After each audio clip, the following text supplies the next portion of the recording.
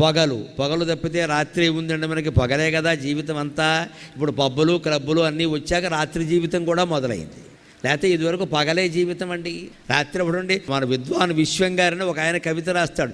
గూటిలో దీపమును పెట్టి నోటిలో కబళమును పెట్టి అంటాడు. గూటిలో దీపం పెట్టేవారు పూర్వం, నోట్లో ముద్దెట్టుకునేవారు, పడుకునేవారు, ఇక మాట్లాడేవారు కాదు. రాత్రి అంటే ప్రశాంతం. ఇప్పుడు జరగకూడనివన్నీ రాత్రే జరుగుతున్నాయి. అసలు పగల కంటే రాత్రే ఎక్కువైపోయింది మనకి. ఈ రాత్రి జీవితం నుంచి మళ్ళీ పగటి జీవితానికి మనం మారాలండి.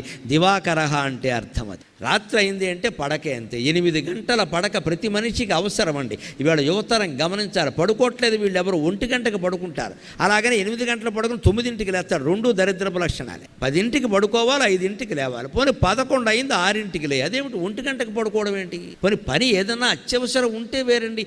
ఒట్టి ఫోన్లు చూసుకుంటూ మెసేజ్లు పంపుకుంటూ కూర్చోవడం ఏం కర్మ మాది? Early to bed and early to rise అని ఇంగ్లీష్ వాళ్ళు కూడా చెప్పారు ఆ విషయాన్ని.